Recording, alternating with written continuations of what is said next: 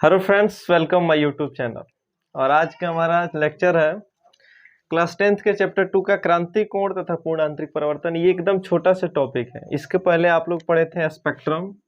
Spectrum क्या होता है? तो प्रिज्म से अपवर्तन के बाद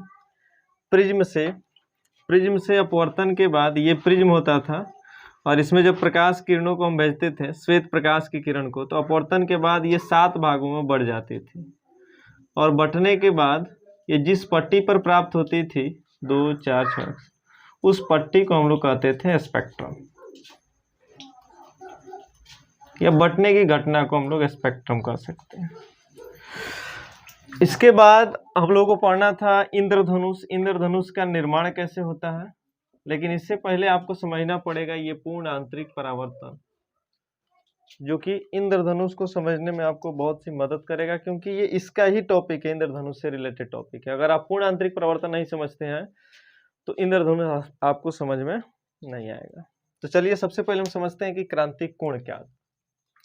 क्रांतिक कोण के लिए सबसे पहले आपको 2 मीडियम लेना पड़ेगा। जैसे आप अपवर्तन पढ़े होंगे, अपवर्तन क्या होता है कि जब प्रकाश की किरण एक मीडियम से दूसरे मीडियम में जाती है, तो यहाँ पे हम 2 माध्यम लेते हैं। एक माध्यम होगा हमारा हवा, दूसरा माध्यम होगा पानी। जब यहाँ से प्रकाश की किरण को हम भेजेंगे, या क्रांतिक कोण में एक चीज आपको ध्यान रखना है, क्रांतिक कोण में हमेशा प्रकाश की किरण जो है वो सघन से विरल में जाना चाहिए। सघन से विरल में जाना चाहिए। सघन का मतलब कि वैसा माध्यम जिसके कण एकदम नजदीक हो। जैसे यहाँ पे 2 माध्यम लिए हम, हवा और पानी।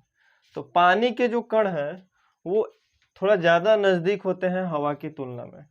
हवा के कण थोड़ा दूर होंगे, लेकिन पानी के कण इसकी तुलना में थोड़ा नज़दीक होते हैं। इसलिए पानी जो होगा वो सघन होगा, हवा जो होगा वो विरल होगा। तो यहाँ पे प्रकाश किरण को हम भेजते हैं पानी से हवा में, ऐसे नीचे से ऊपर। तो जैसे ही ये सघन से विरल में जाएगा, वैसे ही इसका स्पीड क्या होगा, थोड़ा सा बढ़ जाएगा, और स्पीड बढ़ने के कारण यह अभिलंब से दूर भागेगा। जब प्रकाश की किरण सघन से विरल में जाती है, क्योंकि आपको पता है कि ये सघन माध्यम है, यानी यहाँ पे कण एकदम एक दूसरे के नजदीक है, और नजदीक होने के कारण हवा का जो स्पीड होगा, प्रकाश का स्पीड वो इसमें कम हो जाएगा, और हवा में जाके इसका स्पीड बढ़ जाएगा। जैसे मान के चलिए कि ये हमारा वायु के कण है, ये वायु का कण हो गया, और ये हो गया पानी का कण। तो अगर आप इन दोनों में तुलना करें तो वायु की तुलना में पानी के कण जो है वो अधिक नजदीक हैं, जिसके कारण इसमें स्पीड जो होता है प्रकाश का वो कम रहता है। और जैसे ये हवा में पहुंचता है, यानी इस प्रकार के माध्यम में पहुंचता है, तो इसका स्पीड बढ़ जाता है, और स्पीड बढ़ने के कारण ये अभिलंब से दूर भागता है। तो यहाँ पे ये हो गया प्रकाश का अपवर्तन। इसको हम लोग कहते हैं एंगल आई, जिसको हम लोग कहते हैं अपवर्तन कोण। ये होता है एंगल आर, इसको बोलते हैं आपतन कोण, और इसको बोलते हैं अपवर्तन कोण, एंगल आर। अब आप थोड़ा सा ध्यान दीजिए यहाँ पे कि अगर हम क्या करते हैं कि यहाँ पे जो एंगल है, ये इस एंगल को थोड़ा सा बढ़ा देते हैं, यहाँ से भेजते हैं प्रकाश की किरण को, तो ये एंगल जैसे ही बढ़ाएंगे वैसे ही ये एंगल जो होगा वो भी बढ़ेगा। तो ये क्या होती है, ये किरण इस पर आ जाती है, ये किरण, यानी जब प्रकाश की किरण देखिए सघन से विरल में जाए, ऐसे अभिलंब से दूर भागेगी। इस एंगल को थोड़ा सा अगर हम बढ़ाते हैं तो ये भी थोड़ा सा बढ़ेगा, ऐसे थोड़ा सा और बढ़ा देंगे तो ये किरण आ जाएगी इस रेखा पर।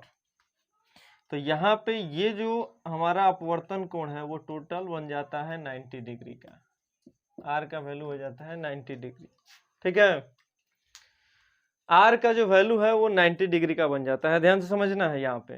तो आर का वैल्यू जब 90 डिग्री बन जाएगा, तो ये किस कंडीशन में बना, जब हमने आपतन कोण को बढ़ाया। इस आपतन कोण को हमने बढ़ा के एक ऐसे एंगल पे ले जाके फिक्स कर दिए जिस एंगल पे ये जो अपवर्तन कोण है वो 90 डिग्री का हो गया। ये वाला एंगल ये 90 डिग्री का हो गया, क्योंकि जैसे जैसे ये बढ़ाएंगे एंगल वैसे ये बढ़ेगा, हमको पता है।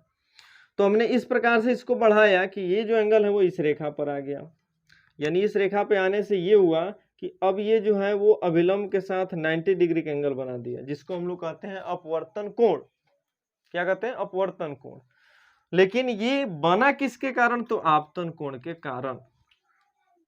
तो यानी हम कहते हैं कि सघन, जब प्रकाश किरण सघन से विरल में जाए तो आपतन कोण का वह मान जिस मान पर अपवर्तन कोण 90 डिग्री का हो जाए, आपतन कोण का आई का एक ऐसा वैल्यू जिस वैल्यू पर आपतन अपवर्तन कोण यानी आर का वैल्यू 90 डिग्री हो जाए, तो इस आपतन कोण को हम लोग कहेंगे क्रांतिक कोण।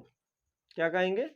क्रांतिक कोण यानी आई, और इसको सी से भी सूचित करते हैं या आई सी से भी सूचित करते हैं। जो क्रिटिकल एंगल है तो यहाँ पे आई के बेस में सी आ जाता है। ठीक है, तो ये हो जाएगा हमारा क्रांतिक कोण।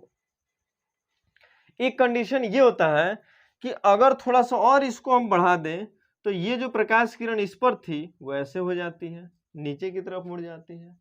ठीक है ना, यानी थोड़ा सा अगर हम और प्रकाश की किरण के एंगल को बढ़ा दें तो ये थोड़ा सा और झुक जाएंगे। ठीक है, अब झुकने से क्या होता है? अब झुकने से यहाँ पे परावर्तन हो जाता है, यानी जिस मीडियम से प्रकाश किरण गई, पानी से गई, पानी में पहुंच गए, यानी यहाँ पे हो जाता है पानी का रिफ्लेक्शन, जो कि आप परावर्तन चैप्टर में पढ़े हैं। यानी यहाँ पे क्रांति कोण का वही भी परिभाषा सेम रहेगा, थोड़ा सा अंतर हो जाता है। क्रांति कोण का वह मान जिस मान पर प्रकाश किरण जिस माध्यम से जाए उसी माध्यम से उसी माध्यम में लौट आए, इस घटना को हम लोग क्या कहेंगे? पूर्ण आंतरिक परावर्तन कहते हैं। तो क्रांति कोण का बच्चों निर्माण कब होता है? क्रांति कोण का निर्माण कब होता है? जब प्रकाश की किरण सघन से विरल में जाए। अच्छा, विरल से सघन में आए तो क्रांति कोण का निर्माण क्यों नहीं हो सकता है? इसको थोड़ा सा हम समझते हैं।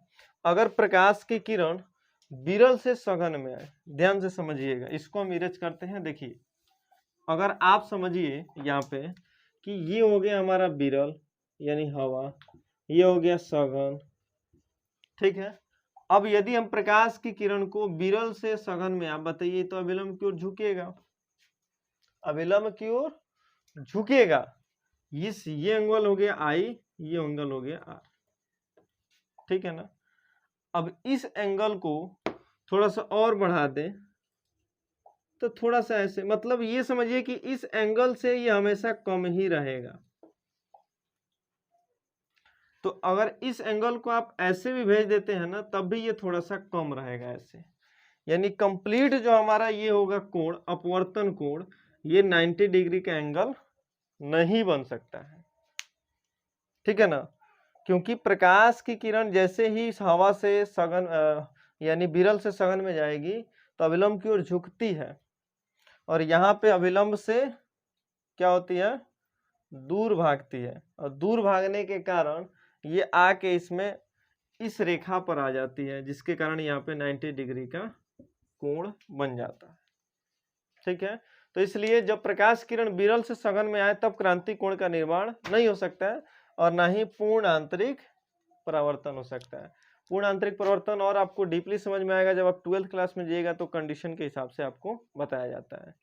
पूर्ण आंतरिक परावर्तन का जो उदाहरण है, खूब बढ़िया से एक उदाहरण है इंद्रधनुष, जो इसके बाद वाले लेक्चर में आपको हम बताएंगे इंद्रधनुष क्या होता है।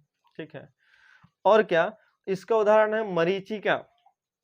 मरीचिका का मतलब होता है कि कहीं कहीं आप देखते हैं कि गर्मी के दिनों में जब बहुत तेज धूप हो और आप बाइक पे या किसी भी इलेक्ट्रिक सवारी पे या सवारी कर रहे हैं, किसी गाड़ी पर बैठ के जा रहे हैं सड़क पे, तो सड़क से कुछ दूरी पर देखिएगा तो वहां पे लगता है कि बहुत सारा पानी है सड़क के ऊपर, और फिर जैसे ही हम वहां पे जाते हैं तो फिर वहां से पानी गायब हो जाता है, वहां पे पानी होता ही नहीं है। तो ये फिजिक्स का वहां पे कंसेप्ट रहता है। वहां पे होता है पूर्ण आंतरिक परावर्तन।